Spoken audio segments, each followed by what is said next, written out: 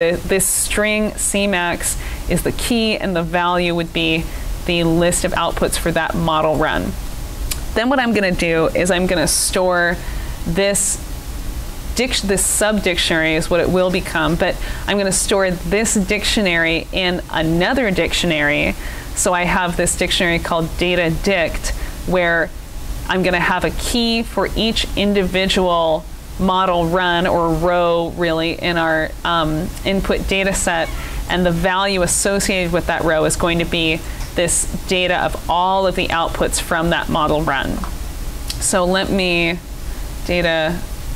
so here's what a dictionary would look like for just one model run, right? I have this key and the associated value, which is a list of concentrations at each node, and I have 20 entries there. Same thing for each of the plume dimensions and the time to node. And then I have this data dict, which is large, and it will probably take a moment or two to, I wonder if I can actually, let me just do it this way.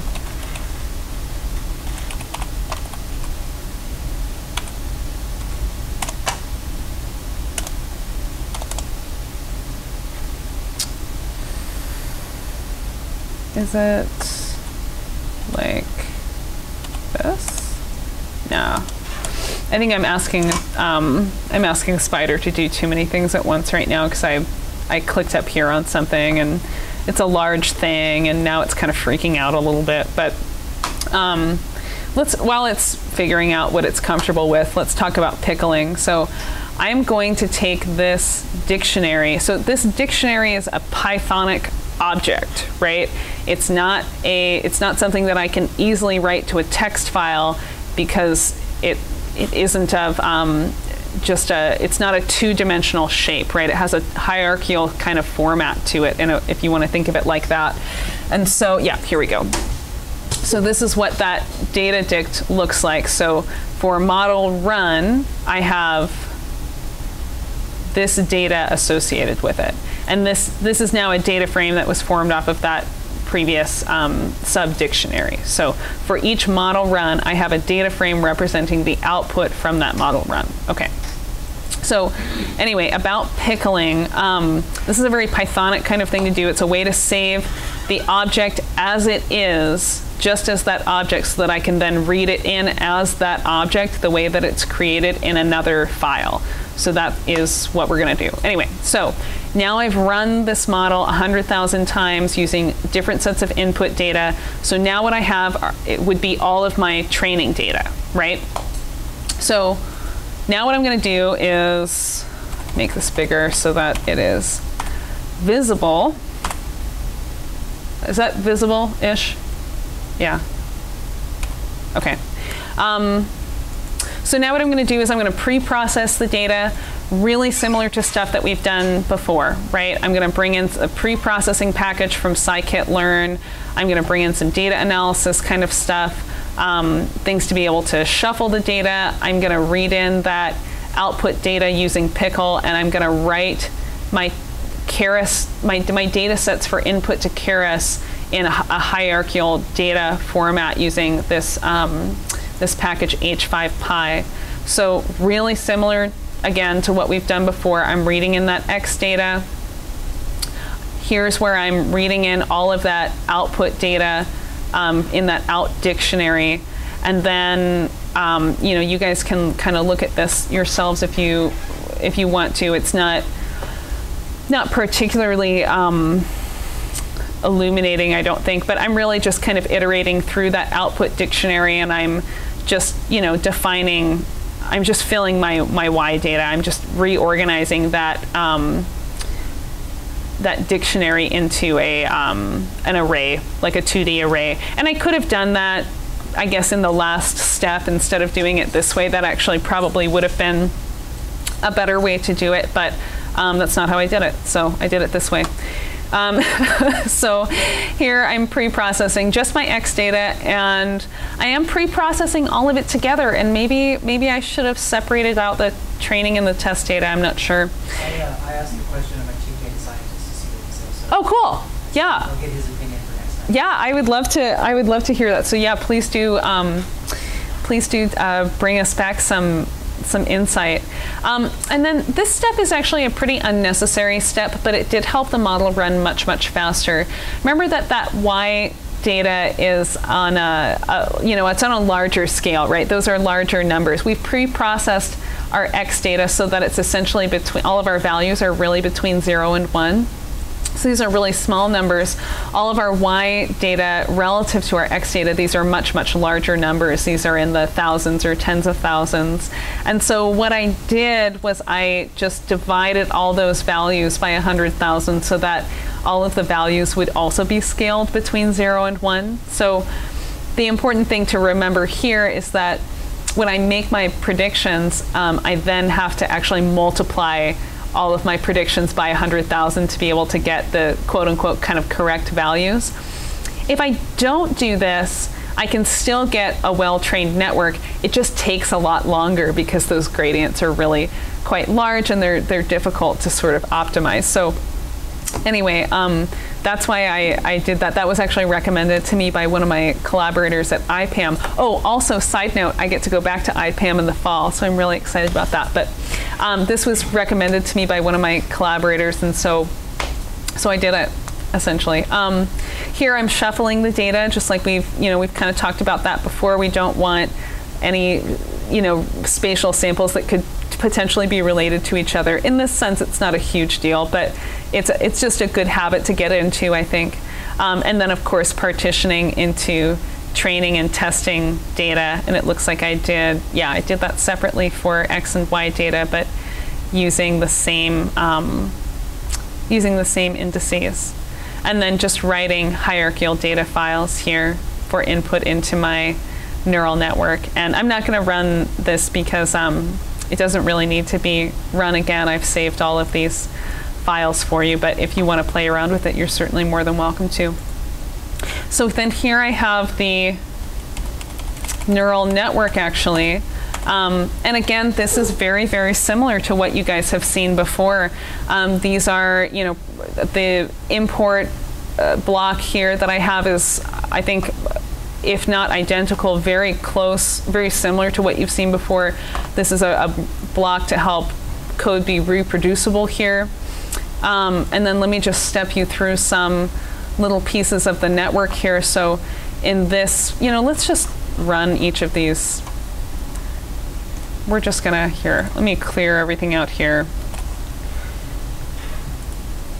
So what I'm doing right now, I just used a keyboard command, Control plus period, and what that does, if I have my cursor focused in the console here, is it will restart the kernel. So it's going to restart the engine that's running Spider, and what it will do is it will clear out everything that I have in the console here, and it will clear out my variable Explorer here. So I don't have any data saved in Python anymore. I've cleared everything out and I'm starting from scratch. So what I'm going to do is I'm just going to run each of these code blocks one by one.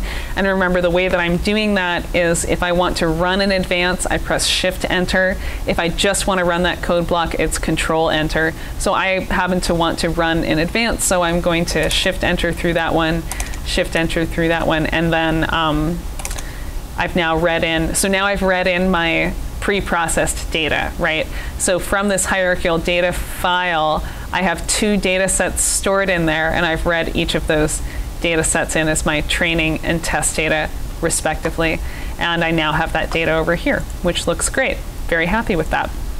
So in this block, I'm just defining some variables and some hyperparameters. So, I have some miscellaneous parameters that are related to different shapes that I need to keep in mind, like the number of features in X and the number of features in Y, or really you can think of this as the number of columns in my X and Y arrays, respectively.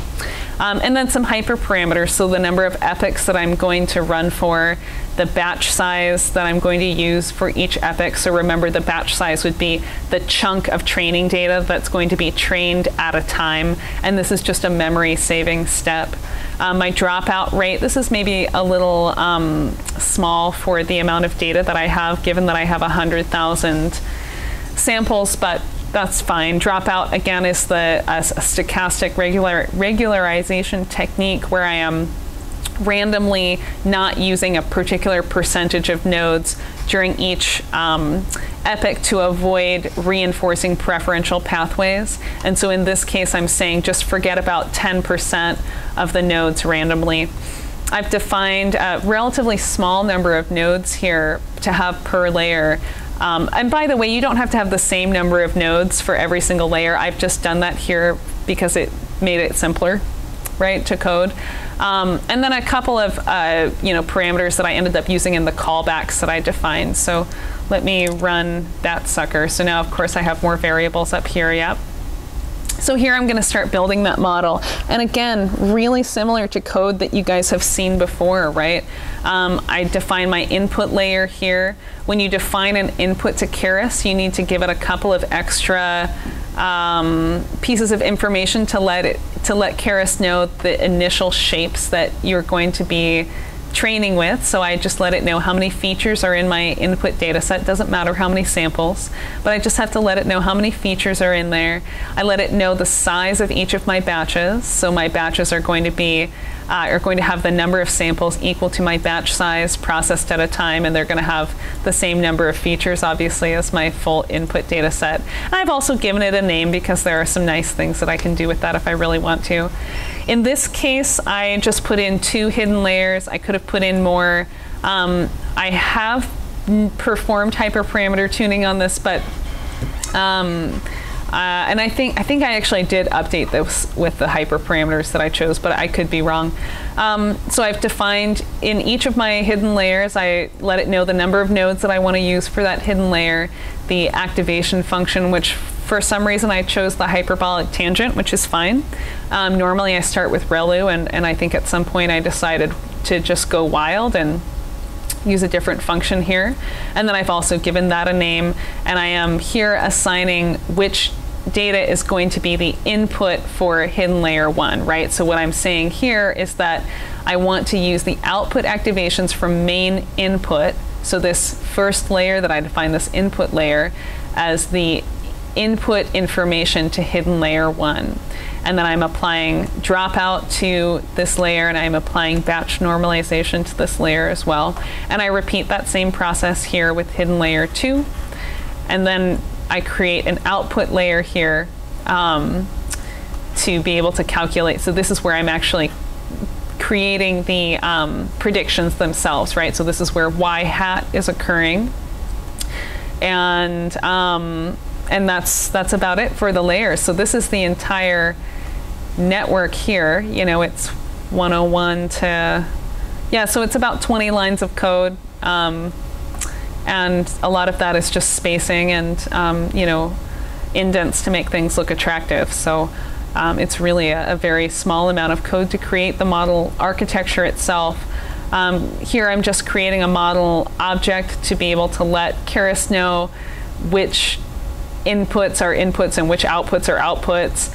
I'm compiling the model, letting it know the loss function that I want to use and the optimizer that I would like to use. Remember we talked about optimizers a little bit last week to assist in gradient descent, sorry, not ascent, gradient descent.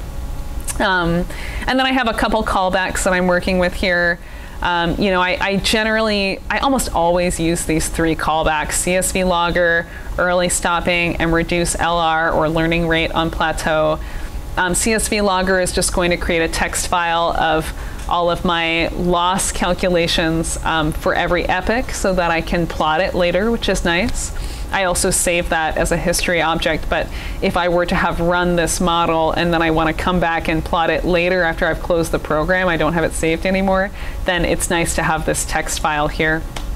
Early stopping tells the model, hey, if you haven't seen improvement by this amount in this quantity in this amount of time, go ahead and just shut things down.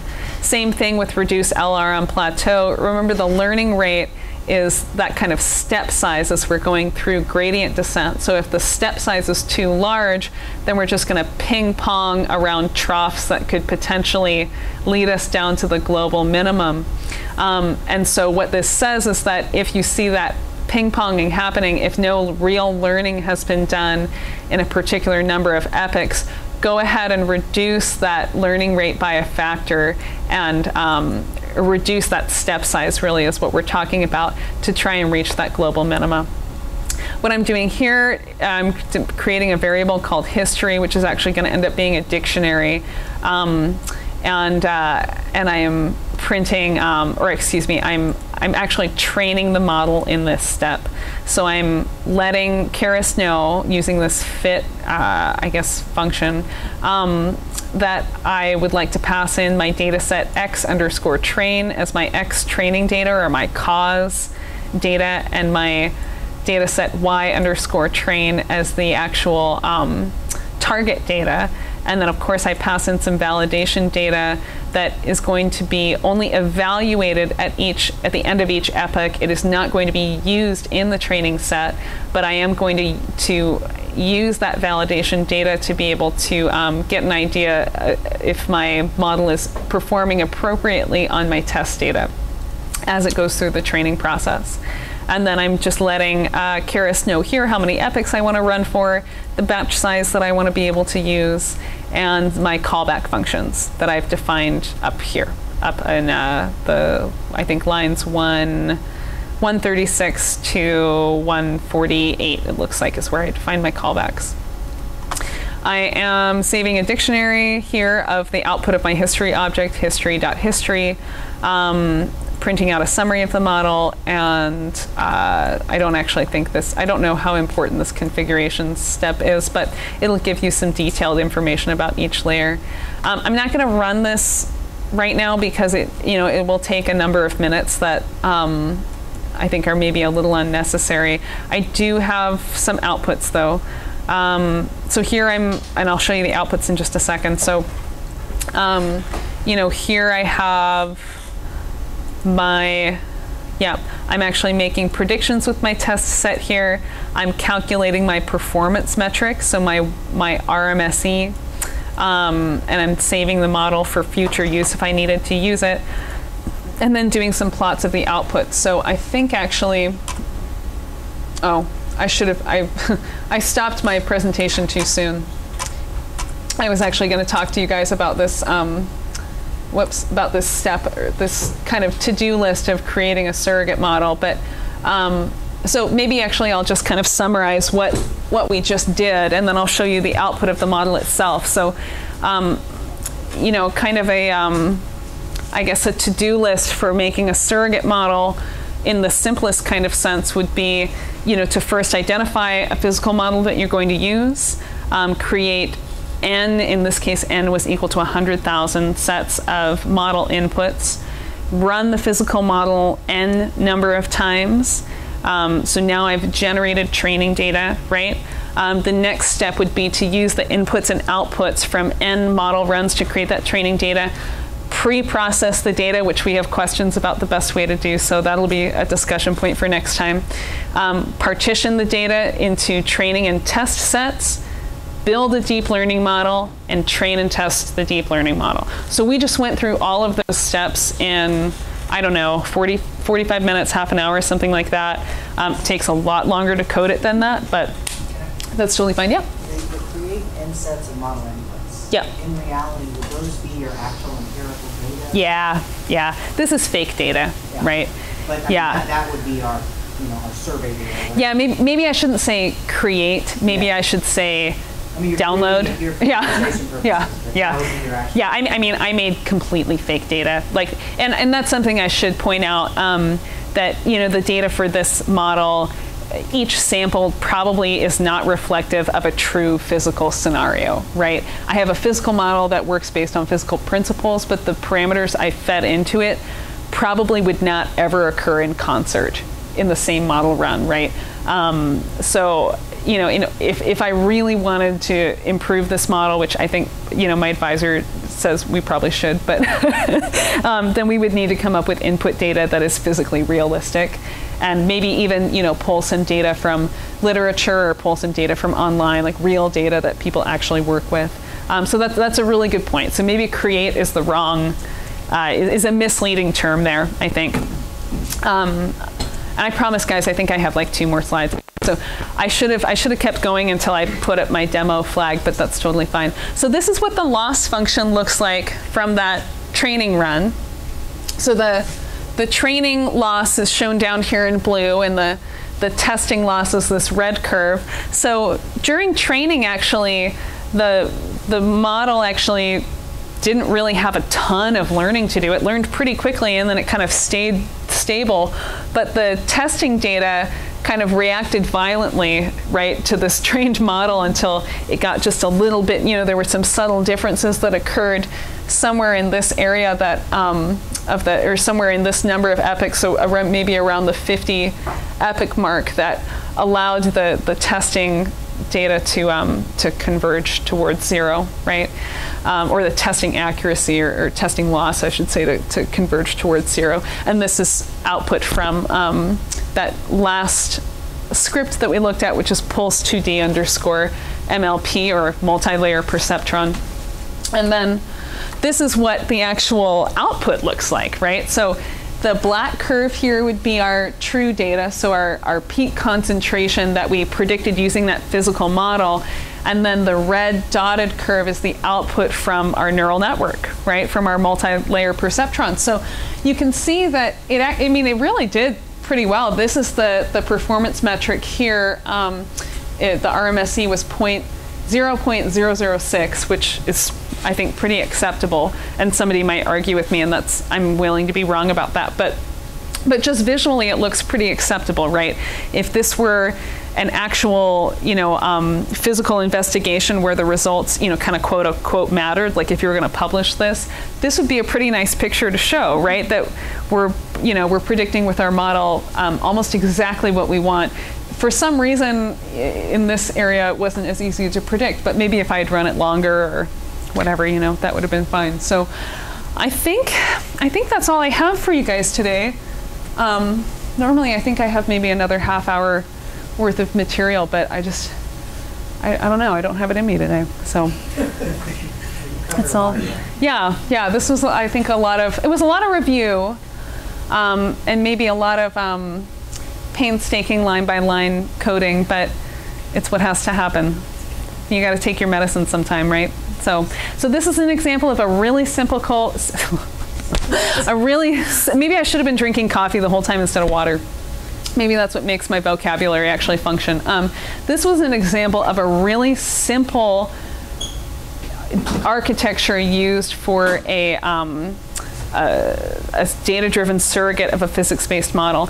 And then next time, if I get my act together appropriately, my goal is to show a more complicated architecture that could be more interesting, and I think would really leverage some of the inherent physical properties of this data. And so we'll talk about that later. We're going to talk about long short-term memory networks, and I can't wait. Anyway, thank you so much. Okay.